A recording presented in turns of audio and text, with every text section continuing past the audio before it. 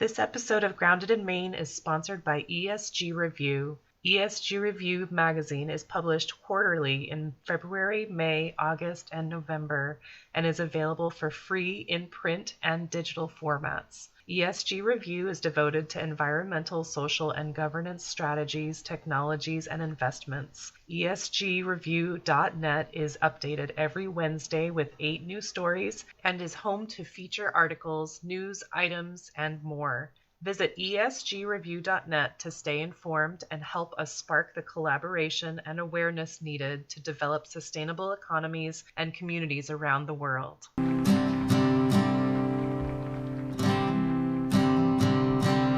There's a place where there's no trouble, no more pain, no more struggle.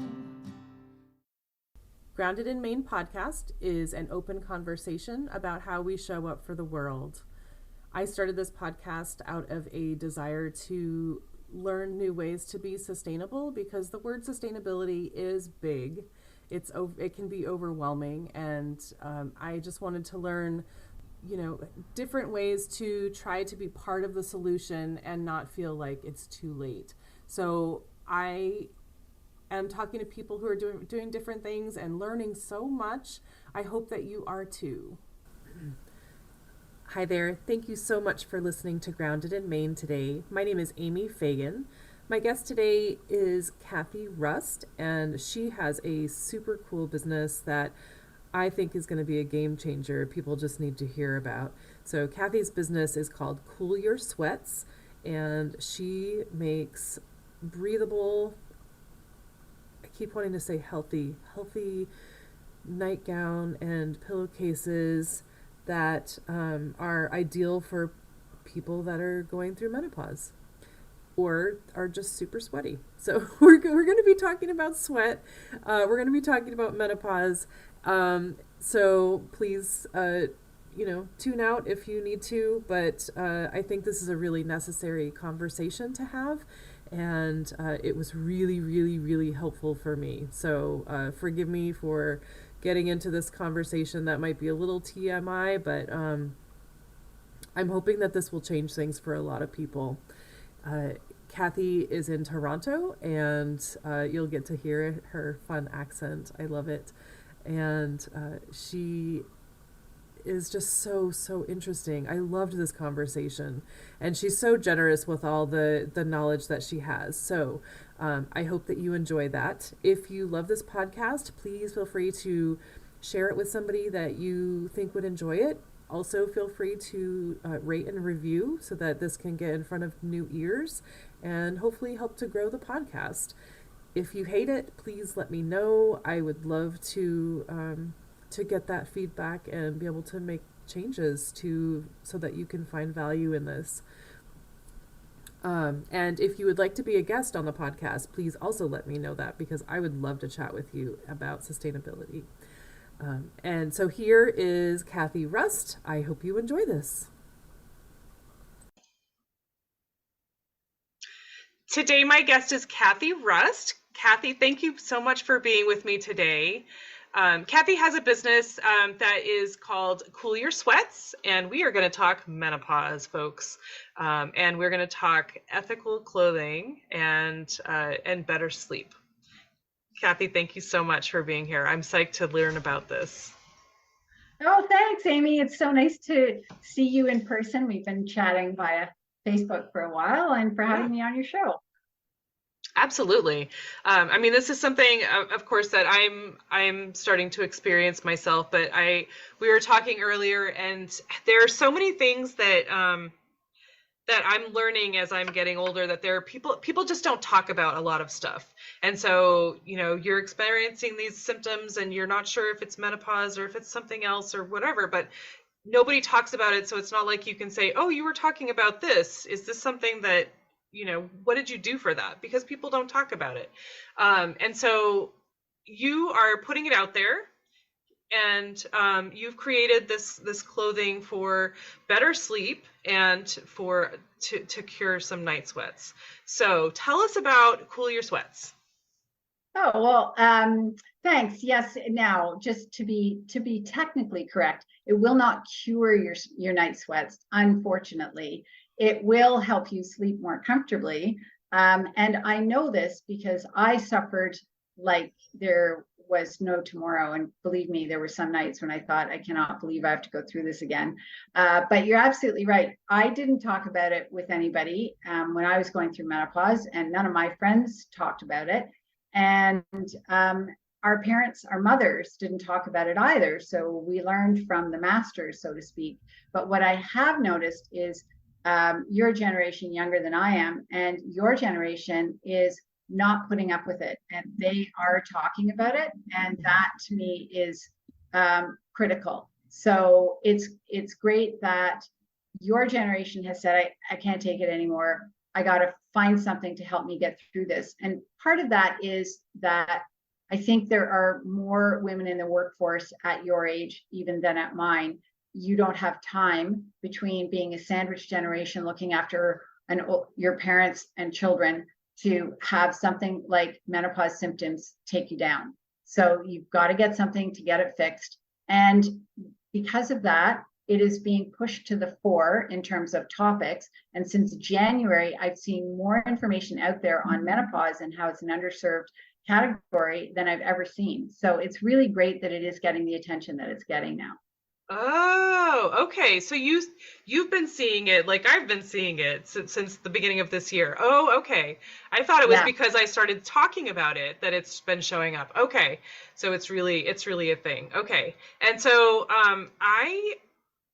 I'm trying to, you are coming along at this perfect time for me because I've been suffering with this. And your timing is really good. I mean, you say, so you've been coming up with this, your business has been around for 2 years, you said. About 2 years? Well, yes, I launched it. I started it 3 years ago in March of 2020. No coincidence with the pandemic. Seriously, it was just pure happenstance.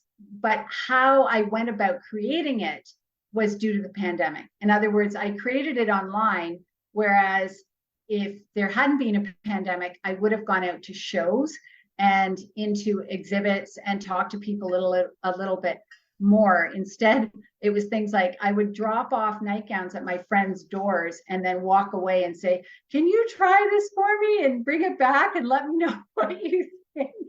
Because that was the only way we could do it in 2020. So by the time I launched it, which was 2021, that was when the whole business got started. But yeah, I started it based on a need and my inability to properly meet that my own personal need of being able to sleep in something that did not make me all hot, sweaty, damp, soggy, cold, warm, you name it. You know what I'm going through, right? It's just everything that you could. It is the worst feeling. You feel sometimes like you're sleeping in a bathtub, and then you get up and you change and you're wide awake and you have to go back and sleep on those soggy sheets. So I would keep a towel beside me and I'd roll the towel down. I know other people who kick their husbands out of bed.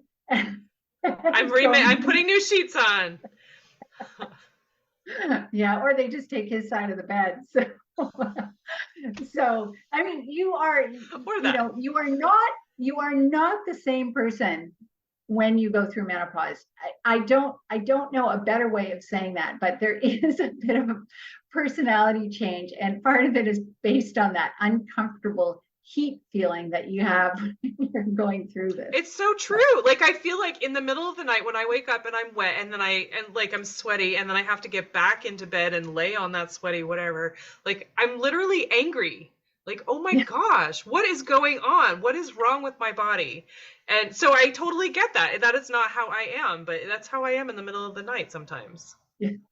Yeah. Oh yeah, I know. I at least I completely understand and feel. And it's just I actually used to be my own personal cooling fan because the covers would get flipped off and then the covers would get pulled back on and then flipped off and pulled back on. So many times a night I was my own fan. It was just insane and it was exhausting. And And one night, I actually, before I went to bed, I guess it had been happening for so long. And I always wake up optimistic, thinking, well, tonight is going to be different.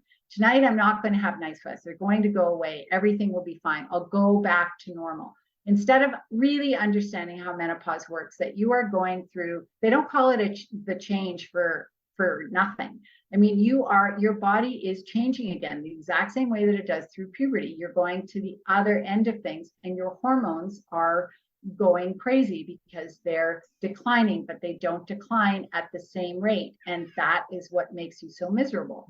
So I didn't know any of this. I did all of this research, and I am not a health professional. This is all based just on research. But because all of that is happening, that is what they believe is causing your hot flashes and your night sweats. So if you can get your hormones more into balance, then you will have less of a problem. And some people will focus on using hormone replacement therapy. Others will focus on diet, lifestyle, and exercise. Some people need both of those together.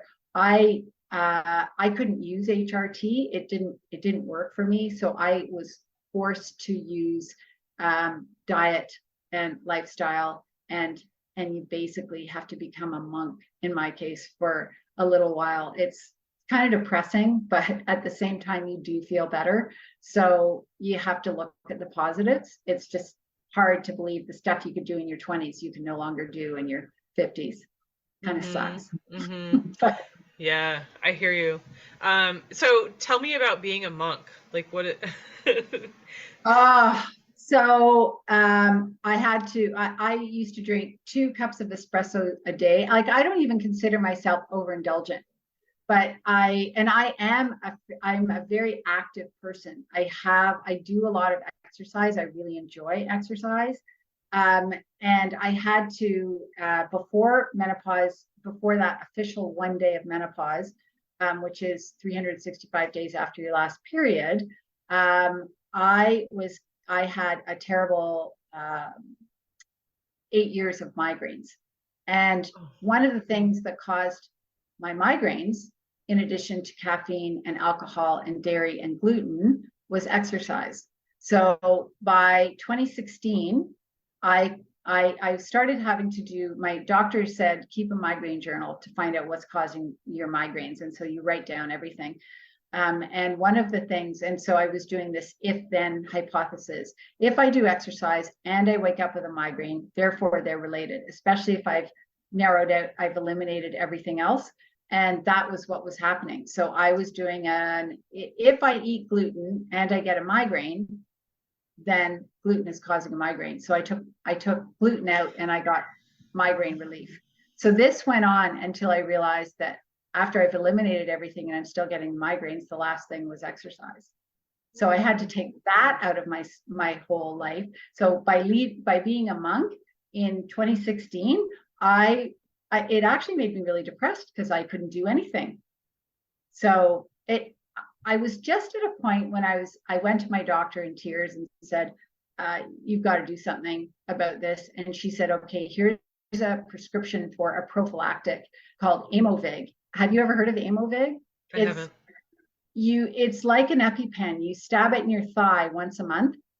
And I was just about to do it. I had my prescription. I was just about to buy it. And I started getting one less migraine. And then I thought, wait a minute, I only had 3 this week instead of 4. And then the next week I had 3 less migraines, and et cetera, et cetera. And so by the time, because I saw an improvement, I never ended up having to take it. And now I get one every 2 months. I know exactly what to do. I don't know why they happen. They just do. And everything's much, much better. But in terms of living like a monk, everything out. And then the same thing for night sweats. I went right back to keeping a night sweats journal, because I also didn't know that night sweats are related to your lifestyle, and that there are lifestyle triggers for hot flashes and night sweats. Oh no. So I know. So you do it is frustrating. Not everyone is like me, so you may not be like that. And also a lot of people, it's just temporary. So it doesn't happen forever. Mm. And you have to keep that in mind. But having said that, because I had to stop exercising at a pretty good clip, I've lost at least 20% of my muscle mass. And so now I have to build that up, because later in life, you need to have strong bones and you need strong muscles. And so now I've got to figure out how I'm going to rebuild all of that muscle strength that I had before. So, Was it a specific type of exercise that was contributing? any kind. Oh, I mean, if gosh. it was low, so I should say it was high intensity. So anything that I was doing that involved consistent cardio work was what was getting to me. But that also included, and I did a lot of strength training, that kind of thing. And so that all had to stop. So that's what led me, that same method of identifying the triggers for menopause or for my migraines, I used 3 years later when I thought I was out of the woods. Yay, menopause is over, because I didn't know any better. It turned out that it wasn't. And so I was waking up totally sleep deprived. Went to my doctor again. She said, go back and use your journal. And so I started identifying things like red wine. And so that got cut out. And don't drink herbal tea too close to bed, because that was causing my night sweats. The early part of my night sweats, the caffeine was doing okay because it was early in the day, so that was fine. But there were a lot of triggers like that. Oh, and I had to exercise, but not too close to bed, because that gets your sympathetic nervous system going. And so, yeah, like living like a monk, it is amazing how much more in tune you have to be. Not everyone is like me, just remember that. Like a lot of people just sail through menopause without problems. I don't want to scare you. I unfortunately happen not to be one of those. Right. But the night sweats were the worst, because you're sleep deprived. Right. Right. Oh my gosh. And so you were experiencing these night sweats and you decided you were going to do something about it. And Yeah. so you created this dress. So tell us about the clothing. So okay, there's a combination here of, this is going to sound weird, green building and finding the right sleepwear, because my professional background is green building.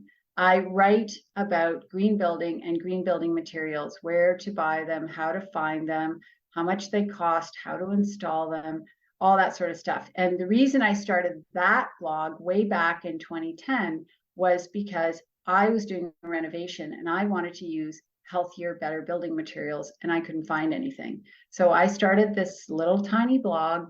It's a really terrible name. It's called becgreen.ca, and Google has picked it up for years and years, so I still come up. So even though I haven't maintained it in the last little while, but I'm going to get back to it at some point. Anyway, so what happened was, I'd just been to a green building conference a year earlier, and I've been learning about how industrial hemp was being used to moderate heat and moisture in buildings. So within a very specific range, hemp as either hempcrete or as insulation, as long as that insulation has the ability to breathe. So you can't cover it with something like latex wall paint, because that creates a vapor barrier. So anyway,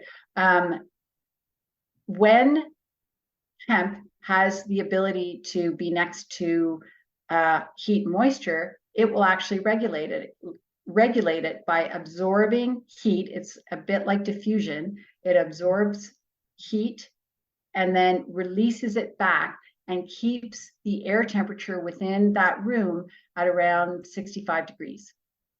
And it keeps the humidity within a comfortable range. And anything that's excess humidity will get absorbed by the hemp. And anything when there is less humidity in the air, it's this humidity within the hemp will be released, so that you always have a comfortable range. That's within obviously a certain range, because it is a sponge, so it can only absorb and release so much. Right. So I kept thinking, I wish there was a fabric that would do this for me, because there's got to be something, because the problem with night sweats is you don't just get hot. It's not about just being hot, it's about being hot and cold. And so your temperature peaks, but then it plummets below your basal body temperature before it goes back up to your basal body temperature, which is your basic temperature line. And because of that, that's one of the reasons why you're a fan all night long, flipping off and covering and putting your covers back on. And so I thought there's got to be something. So I actually went looking. So before that, I went looking and for just a cotton nightgown, because I thought cotton's breathable. I'll use cotton. And I tried a cotton nightgown. It did absolutely nothing. In fact, I was really shocked. But it turns out when I went down the fabric rabbit hole, that cotton loves water. That's why it's used for towels. It's super absorbent, but it doesn't like to let go. So it keeps that water molecule in the cotton fabric itself. And that's why your sheets are clammy and damp. And actually, the thicker the cotton sheets, the more luxurious, the more it's going to keep that the heat and the moisture next to you. It's super fun. I can feel it just listening to you, Cathy. Isn't it fun? It's so great. Much fun to have night sweats. So anyway, so that was what led me on my journey, because I thought, wait a minute, cotton, this should have worked and it didn't work. Why isn't this working? Why am I still so miserable? And then I started thinking, okay, I'm gonna have to put my green building materials hat on and figure this out. So I started looking, just for my own sake, for hemp sleepwear. I thought there's got to be something made out of hemp, because I knew hemp was good for buildings, and I also knew it was made into a fabric. So I thought there's got to be something. Could not find any hemp sleepwear anywhere, and they did. I shouldn't say that, they did have some, but it was not appropriate for women of a certain age. Let's move. Oh gosh, I think I need to look that up really now. Cute. Not, and plus it didn't, like, it was, they had skimpy bikini kind of things, and I'm looking going, okay, A, that's not going to help, because, and B, I'm not wearing that to bed. So that was, so then I thought, wait, if I'm suffering like this, there've got to be other women who are suffering just as much as I am. And then I started talking to my friends, and it turns out I was not the only one out there who was suffering from night sweats. We just weren't talking about it. Yeah. And then I started looking online, and it turns out that 75% of all women going through some stage of menopause will experience hot flashes or night sweats. Oh. So even though people say to me very often, oh, you're in a niche market, I kind of say, well, I guess if you consider 50 million people in North America a niche market, yeah, I suppose it is. So that's just North America too, because there are a lot of, I think it's something insane, like 1.2 million women enter menopause every year. It's a big number.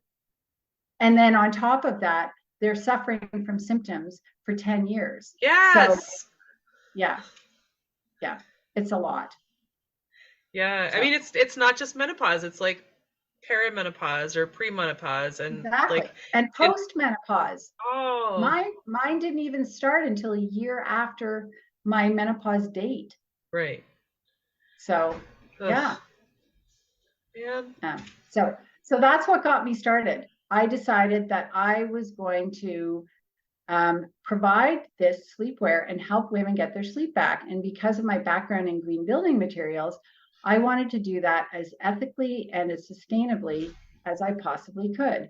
So I was lucky, because finding the fabric was actually the easiest part of this whole journey, which surprised me. And maybe it's because I knew exactly what to type in to find the manufacturer of the fabric, but they're based in the United States, the fabric manufacturer, and they don't produce in the States because no one produces this fabric anywhere in, or the yarn, anywhere in North America. The yarn is all made overseas.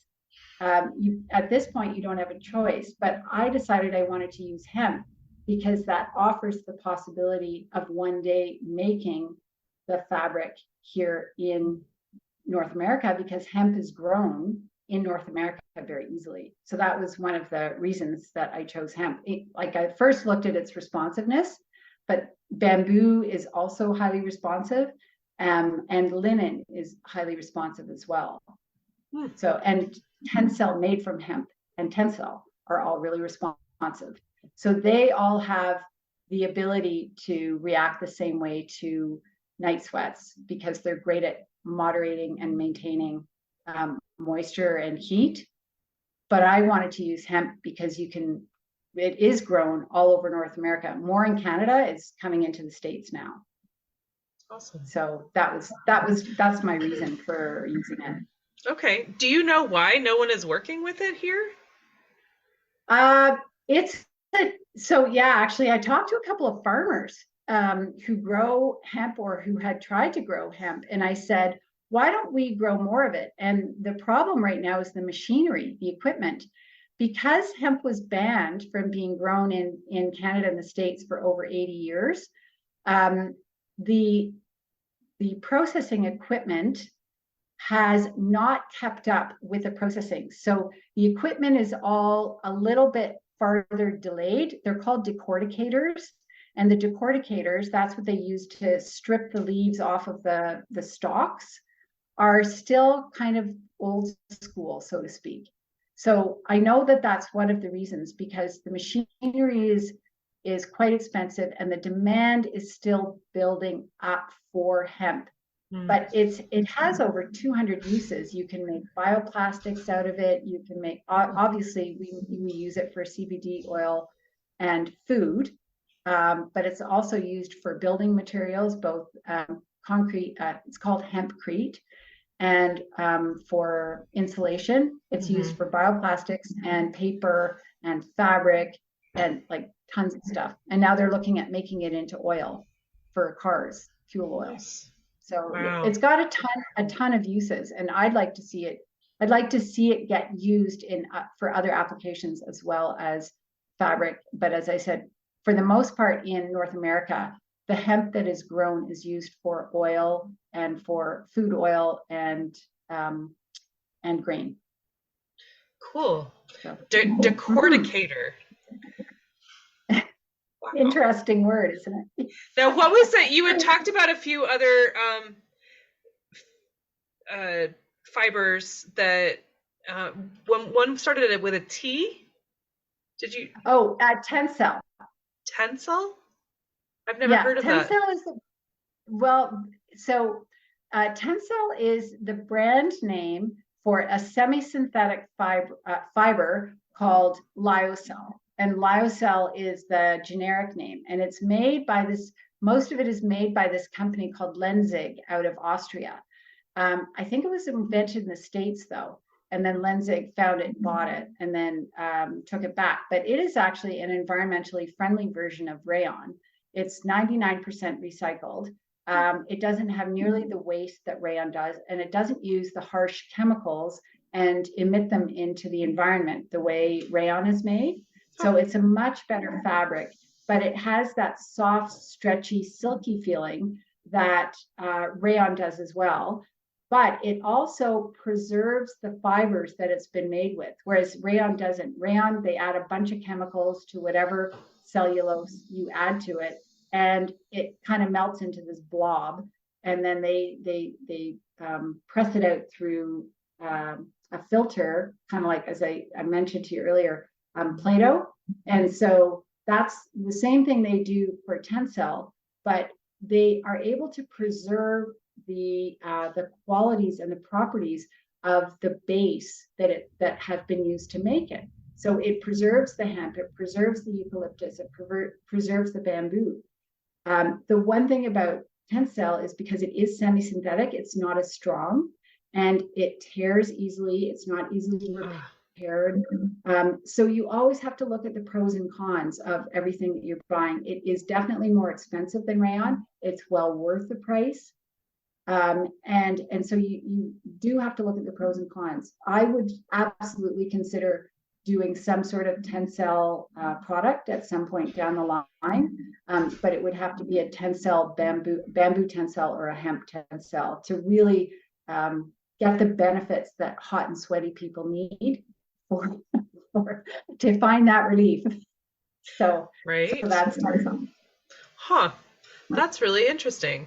And so you said it's not quite as strong as rayon, but it's No, better. it's not as strong. It's not as strong as, let's say, linen or hemp or even cotton, because it's a synthetic fabric. It's what they call them, semi-synthetic. It's not as synthetic as polyester, which is a petroleum-based product, but it's not completely natural the way hemp and linen and cotton are.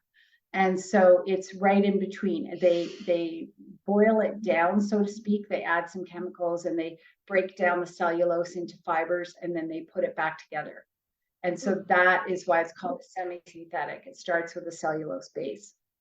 So but I would look for that. You can find, if you look at the fabric tags, that's the best way to tell what kind of fabric something is and whether it's going to be useful for you if you're suffering from hot flashes. So, and I like Tencel because it's more environmentally friendly than bamboo viscose or bamboo or rayon. Okay. And what did you say that the generic form of the generic Tencel is? It's called Lyocell. Lyocell. Lyocell. Oh, okay. So cell like cellulose. Mm-hmm. Okay. Oh, I never got that.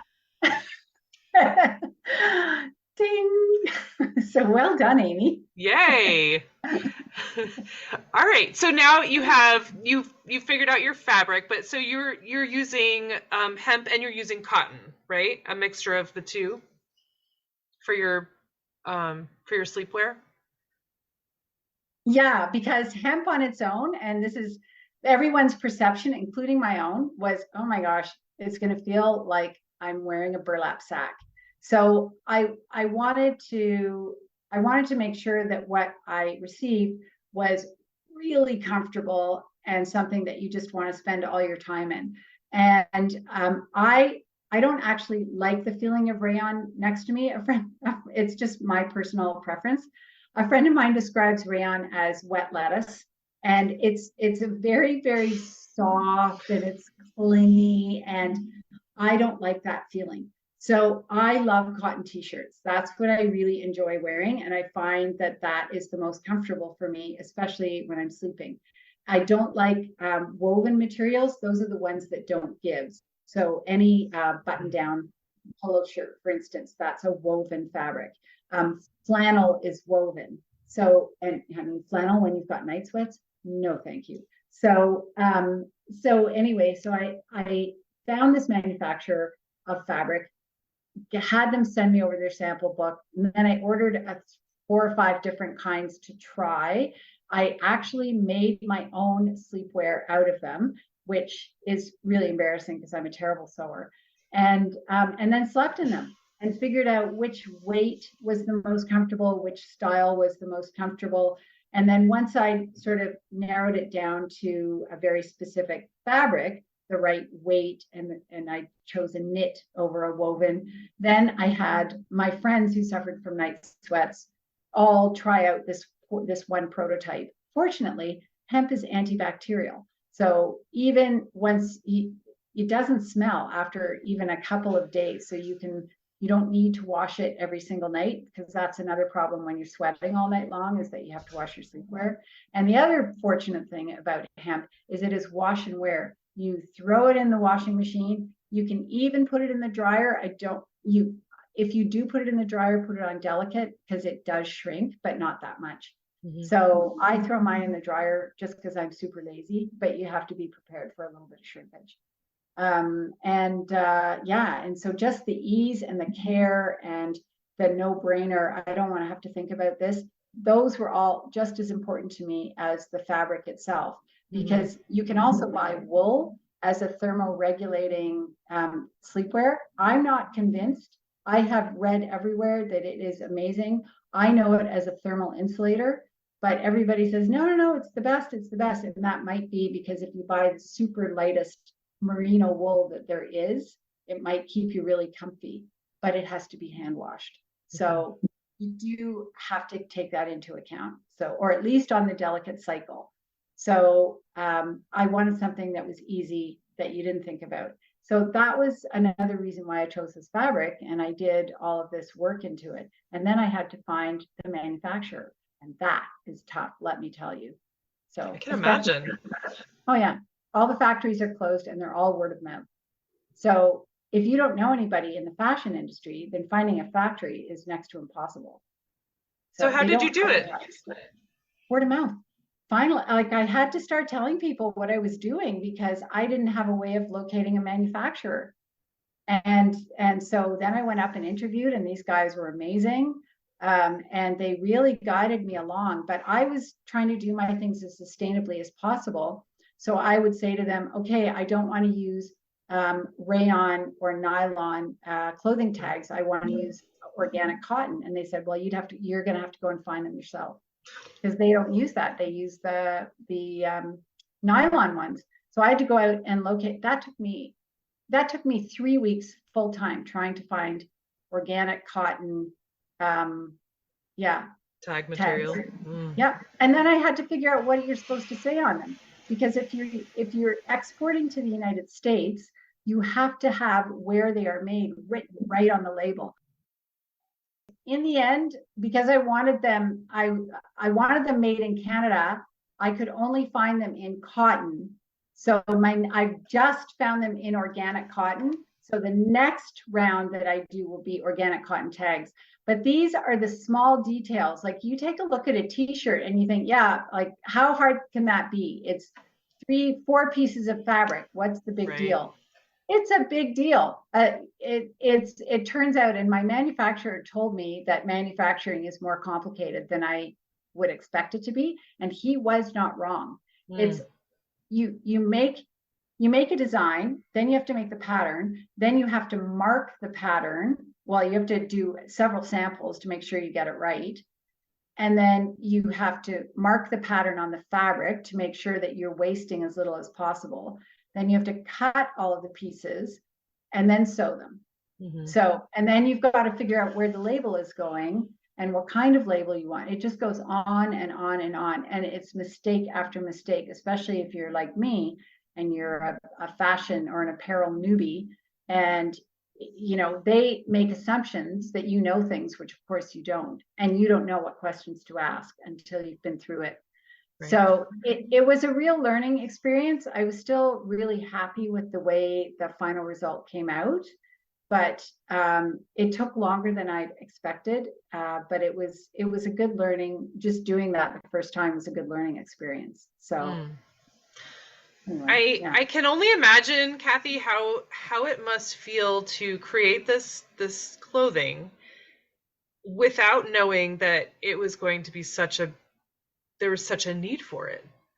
Like, I mean, you were saying, I think before we started recording, that you were on a television show recently, and you said that you sold out from the TV show. And so to know what you're doing is so helpful. It actually, it's, I was really touched. I received, first of all, I was floored when I'm on the show, and I have this little Shopify app, and it goes off every time I get a sale, and I'm on the phone, so they said to me, you have to keep your phone beside you in case there's a technical glitch. So ching, funny. ching, ching, ching, yeah. ching, and ching. It's going off like nuts, like bonkers. And I have to keep my eye focused on the camera, and I can see it out of the corner of my eye while I'm trying to have a conversation, and it's going like crazy. And and honestly, I was sort of prepared for a couple of signups to the newsletter and a few sales, maybe 10 or something like that, over the course of the day. But honestly, it was beyond what my expectations were.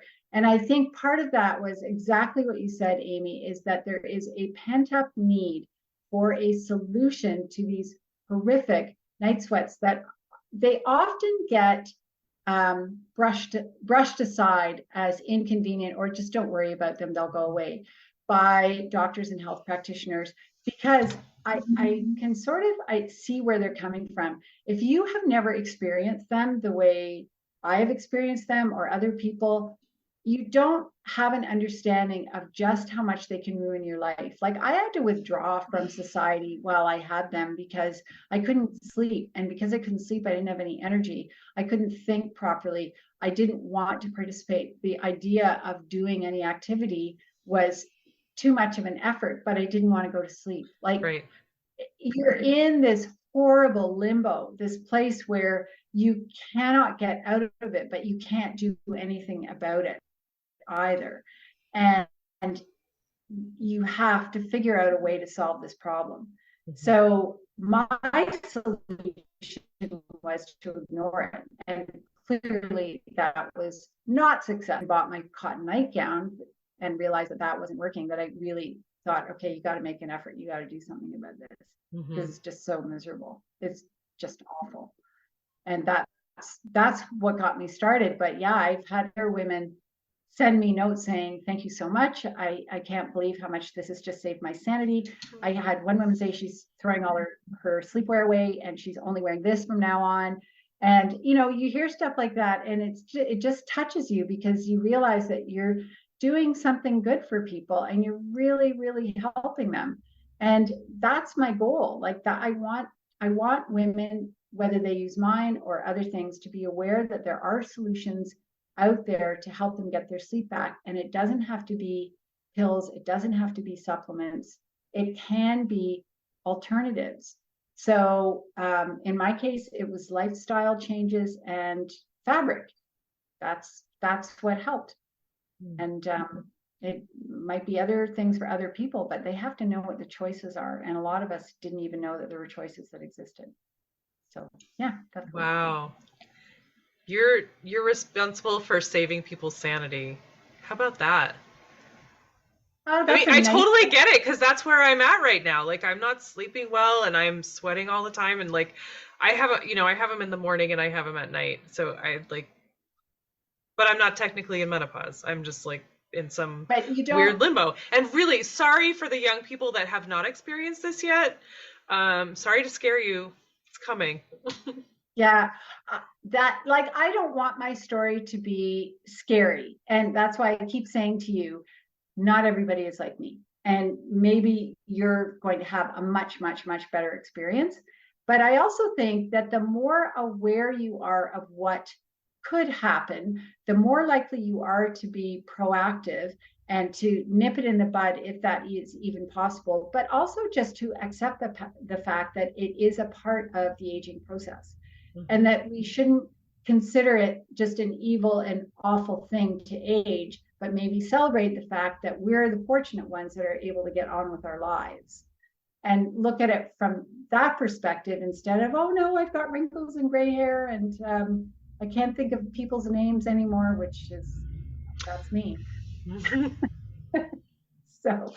So that's, I just think that's the way that we need to look at it. And I'm quite vain, which is why I never wanted to consider the fact that I was growing old, but it's not necessarily the best approach, as I've learned the hard way.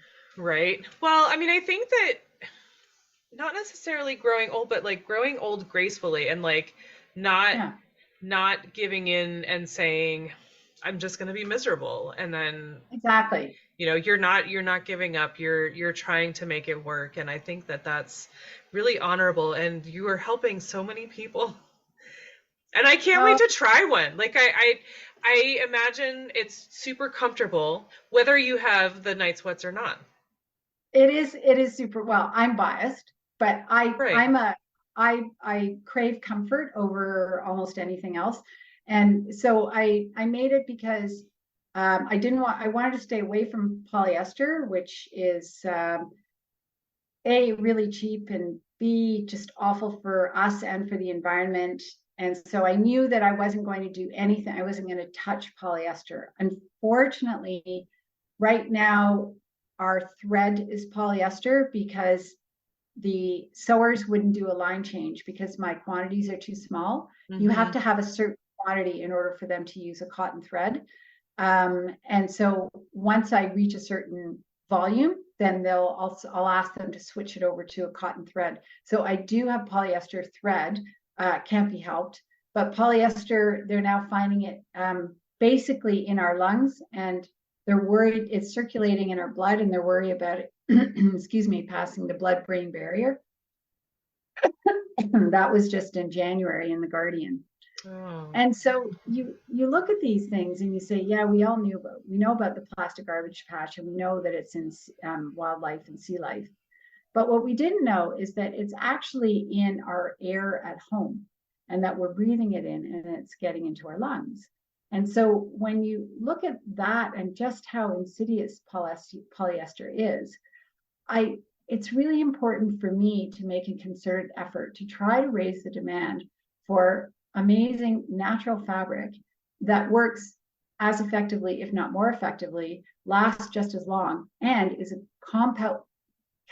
compostable at end of life that polyester is not. So I wanted to think about the whole life cycle of the clothing from the very beginning to the very end, as well as its uses, its wear. So that's the other thing. One nightgown, as I like to say, it is pricey, but one nightgown is all you need. One will outlast your night sweats. You don't have to continue buying pills. You don't have to go to acupuncturists. I mean, you can do all of those things. There's nothing wrong with that. I'm just saying that those are all treatments that are continuous, and you have to continue to pay for. This is a one-time purchase. And I wanted something that was simple, easy to use, easy to wear, that was a no-brainer for women. I mean, eventually men, because I've had a lot of men say to me, could you make something for us? Because we're hot and sweaty too. So that is true. One day, but right now it's like, okay, but these women, they got to get their sleep back, because we're not used to it. I think even more so than men. It seems to happen so abruptly. Yeah, well, you said 75%. 75% of women are experiencing the night sweats during menopause. 70, is that what the number that you said? 75? So 75% of women in some stage of menopause, be it peri or post, because menopause only lasts one day, it's just a mark on the calendar, will experience some form of night sweats or hot flashes. And that may be for a certain period of time, very, very limited, or it may be chronic. And I know women in their 60s and 70s who are still experiencing night sweats. Take care of those people first. yeah, exactly.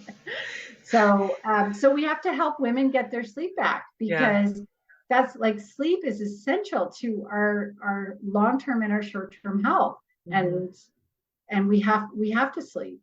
So that's the, and if you sleep well, you can make better choices, because without sleep, you crave carbs, your blood pressure goes up, you can't exercise because you're too tired. So the minute you start sleeping better, you can make better food choices, you have the energy to exercise, you make better brain choices, your brain keeps up with the conversations and decision making. So all of those are due to a good night's sleep. And that's why sleep is just so important to every other part of your life. Wow. That's amazing. I mean, what a gift. What a gift, Cathy.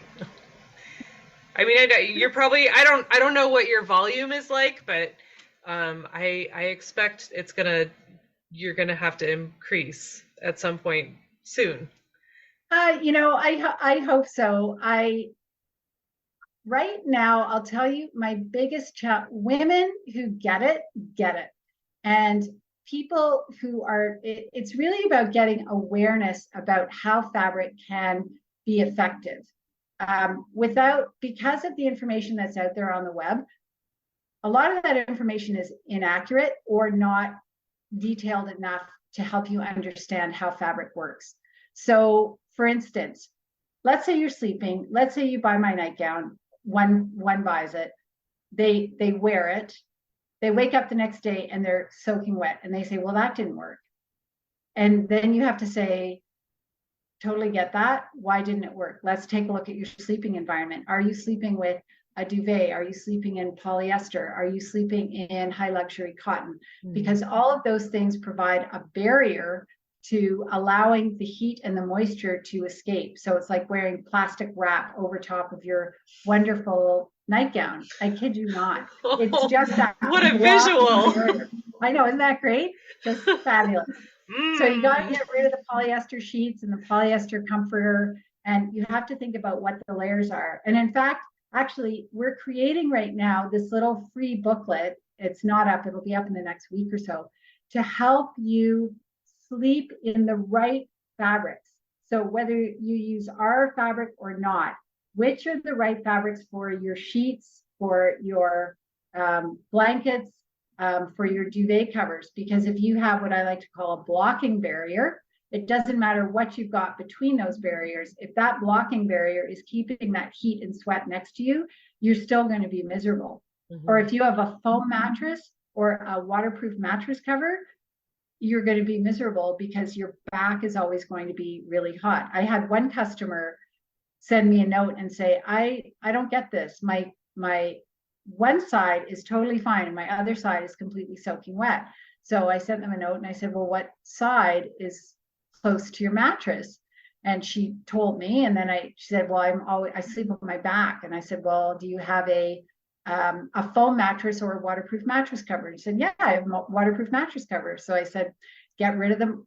Try taking the mattress cover off for one night, assuming you don't have a foam mattress, and see if that makes a difference. And lo and behold, she woke up with a non-sweaty with a dry back. So then I just said, go and get a non-waterproof mattress cover, because if you don't take fluids to bed or you don't need it for bodily function reasons, there's no reason why you need a waterproof mattress cover. So get rid of that, and that will definitely help ease your sweats. So that's another thing to think about, is what are you sleeping in, or what layers are you wearing when you're having hot flashes, because you just want to be able to let that heat escape, and the moisture, especially the moisture. So, and cotton is great to have on the outside as a comforter or a blanket, because it is so absorbent. It sucks all that moisture away from you to the outside. So cotton blankets and cotton quilts are great for sleeping. Okay. Assuming you can stand having any kind of blanket on you whatsoever. Right. Yes. Wow. Okay. This is so enlightening. I'm loving this. I'm feeling first so validated, and I appreciate that so much. But also just knowing that there's help. There's help for me and there's help for others. I think that's wonderful. Yeah, thank you. Yeah, there is. It's really building awareness that fabric can help you stay more comfortable. And that's really one of my other missions, is just wear the right types of fabric and you will be more comfortable. So it won't stop your hot flashes. It won't stop your night sweats. It will just help you be more comfortable when you have them. Gotcha. And then you can sleep better, or be more comfortable when you're awake. Maybe you guys can start making sheets next. That's it's on the agenda. Yeah, for sure. For sure. I've already got the fabric picked out. So, that'd be a cool yeah, bundle. Yeah, I've had a lot of, let's put it this way. This is like I'm dipping my toe into the sleepwear and apparel market right now, to say, because it's, as you can imagine, it's a highly crowded market, but at the same time, I want to do something that is for a very specific crowd, the hot and sweaty crowd, as I like to call them, and help them sleep better. So that's because I'm one of them. Right, I'm one of them too. My family is all we all are like neck sweaters. Like we all, we have to wear our hair up because it's just gross.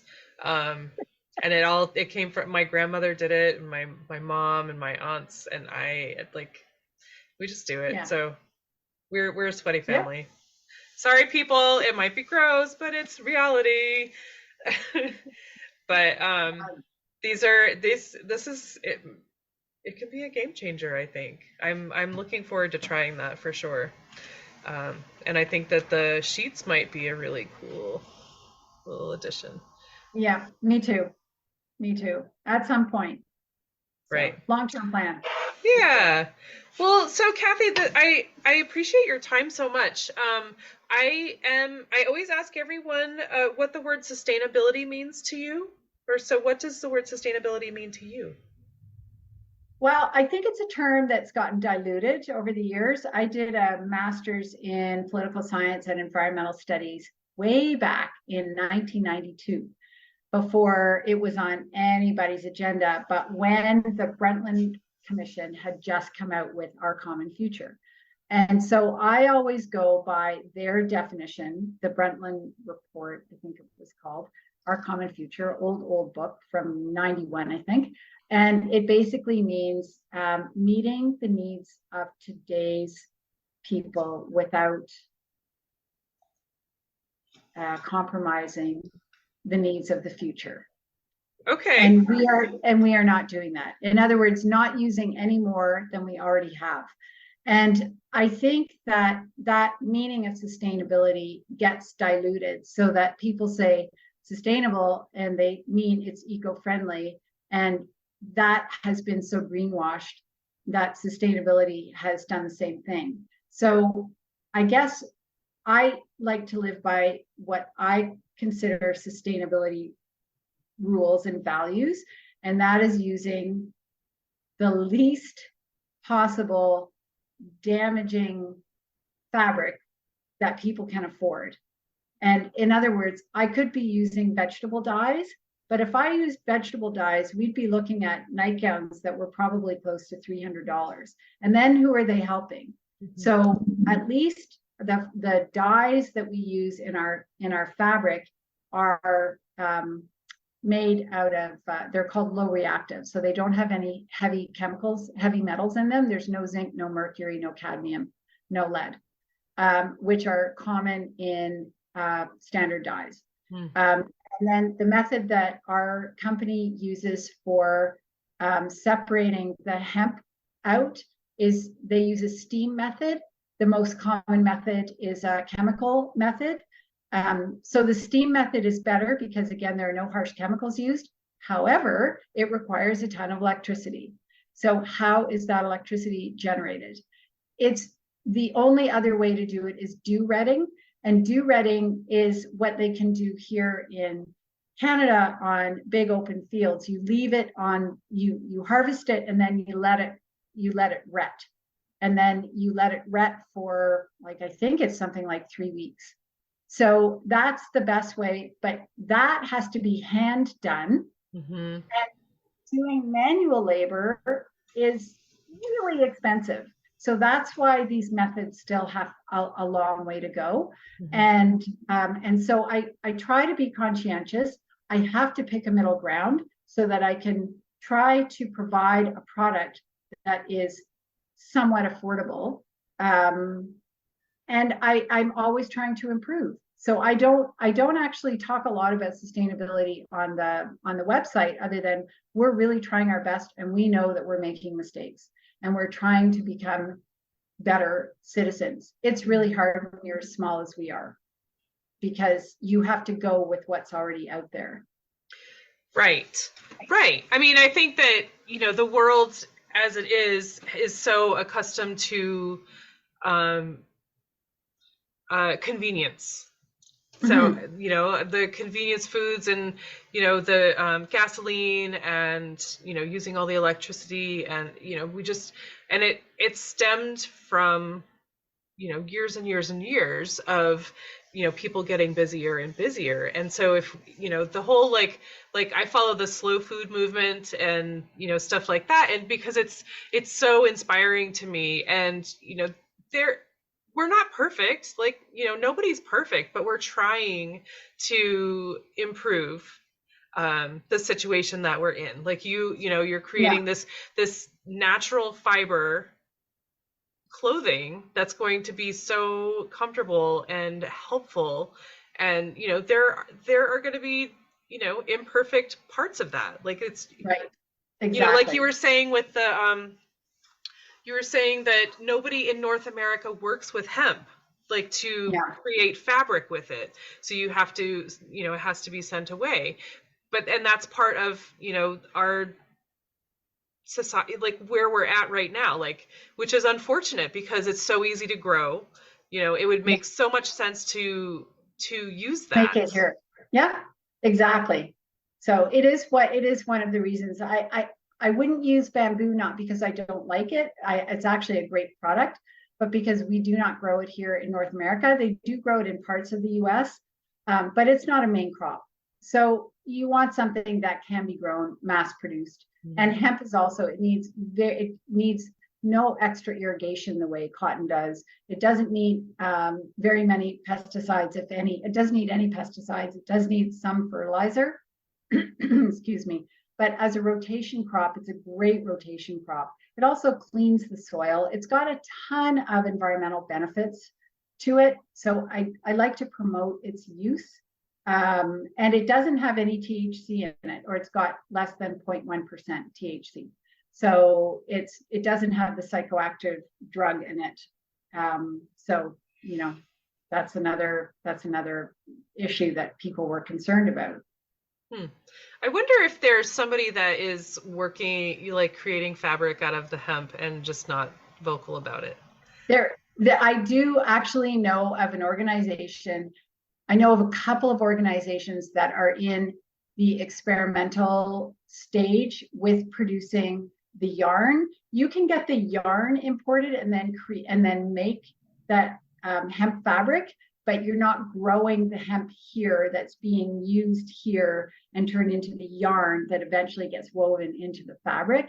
So you are right, as in I know of at least one, if not two, that are making hemp fabric, but it's more for burlap sacks, that kind of thing.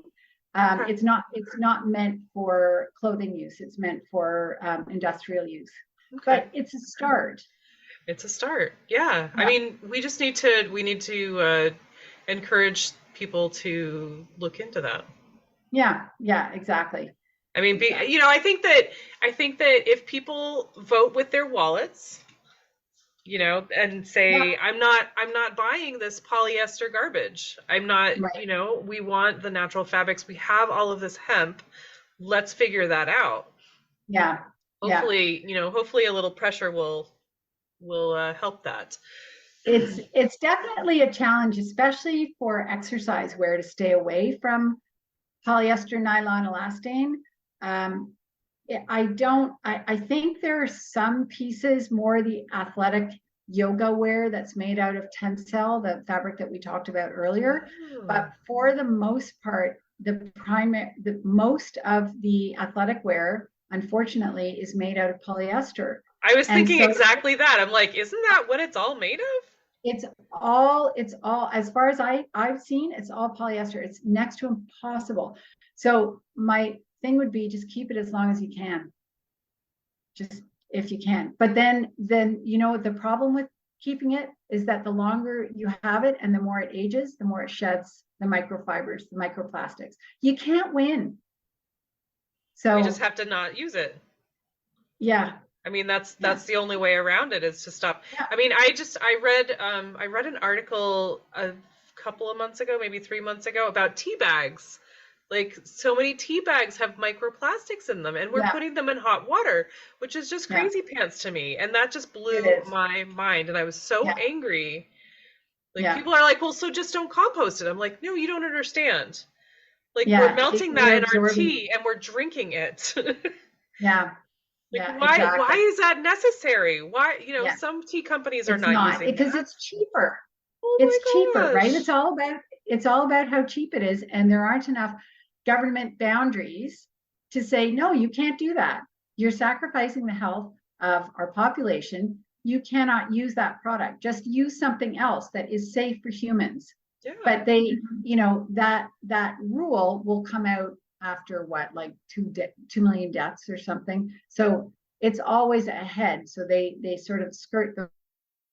Show me the numbers and we'll make a change. Exactly. Exactly. So, Oh, it's killer. Wow.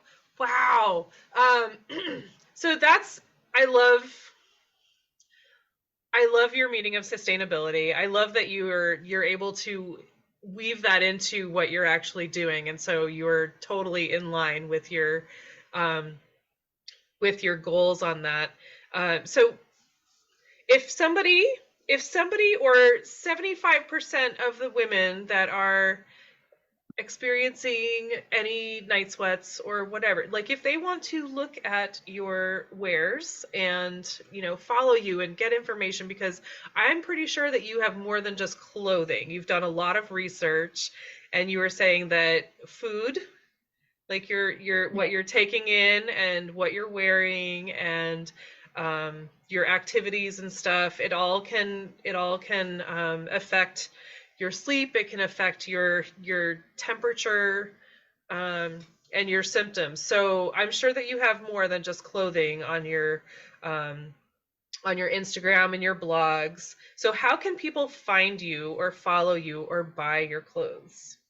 So you can go to, it's pretty simple. You go to coolyoursweats.com. If you have specific questions, I love helping people either make decisions, or if they ask me what about the sleepwear itself, they can contact me at Cathy at coolyoursweats.com, and it's Cathy with a C. Uh, you can follow us at Cool Your Sweats on Instagram, and we have a Facebook group, which is Cool Your Sweats again. And then there's a link to our YouTube channel, which I promised I promised my social media coordinator I'd become a little bit more outgoing on that, because I'm not all that outgoing a person. So I thought, she suggested that we do a few fabric education segments. So That's I think we'll great. be doing, yeah, I think we'll be doing a couple of which fabrics to wear when you're hot and sweaty kind of thing. So we'll do that. So you can subscribe to our YouTube channel. And we have a pillowcase that helps hot and sweaty heads. And we have right now just one nightgown in 3 different sizes with a new style on the way. And then I also provide a little ebook. It's an e-journal with every nightgown to help women track what might be triggering their night sweats, making them better or worse. So that way, because it's not just about what you eat, it's all about when you exercise, what time you exercise. It's about your stress level. It's about, are you ovulating? Are you not? Because that can also affect it. And then it's about your bedding and what you're sleeping in, and your room temperature, and all of those factors as well. And those can make an immediate difference in terms of making some changes there, analyzing what you already have and changing them out. So that automatically comes. You can buy it for $4.99, but You get it for free with a nightgown. Exactly. And So, some anyway, people, you that's said how some you people can- wear the nightgown during the day, so you can Yeah. call it loungewear. Yeah, it's loungewear as well. Definitely. I've had women contact me and say they wear it out. They put a nice little necklace with it and some strappy sandals in the summer. And they say, yeah, why not? It keeps me comfortable and dry. And I thought, yeah, of course. So yeah, for sure. It does. Awesome. Very cool. I'm so looking forward to digging into this more. So folks, all this information is going to be in the show notes. Cool Your Sweats everywhere. Is the YouTube also Cool Your Sweats? Yes. Oh, no, it isn't. I reserved the name, but they haven't assigned it to me. So it's like VX-Y21Q, something like that. So you can't find it unless you go through my website. Okay. All right. I'll try to do that and put that in the show notes as well. Oh my gosh, Cathy, this has been so fun. And I love making light of this like Really uncomfortable miserable time frame. Yeah. Yes.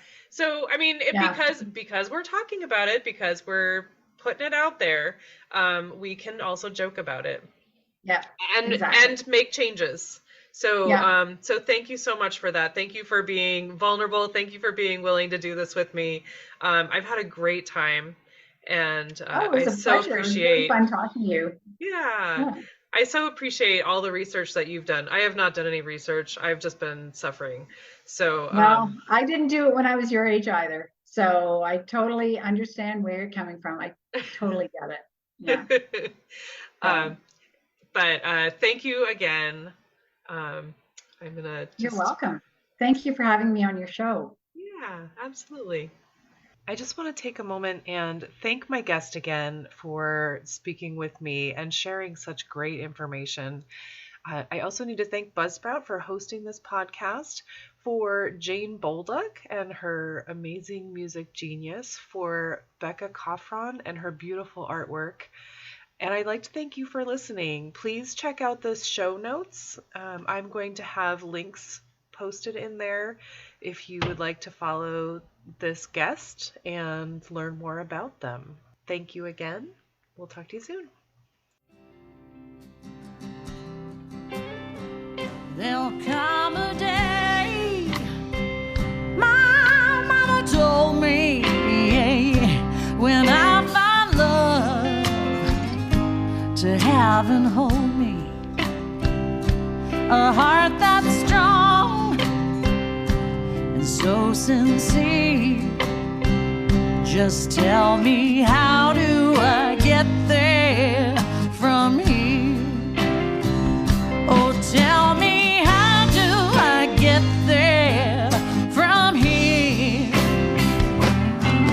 'Cause here and now I'm so far down that mercy's bound to find me.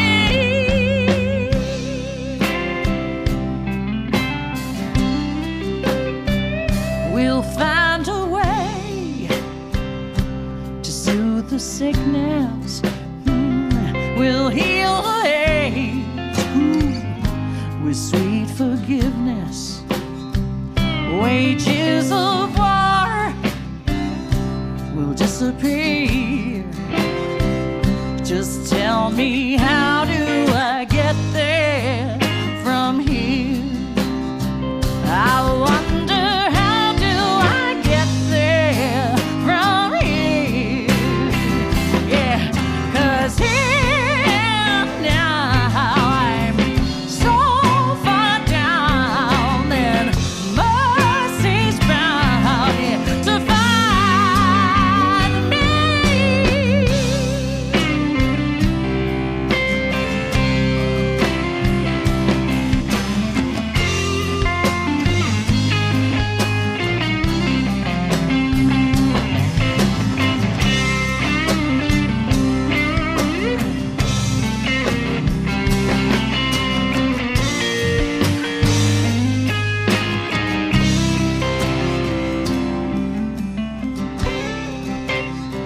When that state of grace has finally found me, well, there'll be music, ooh, and good friends around me, and I'll just smile through happy tears and wonder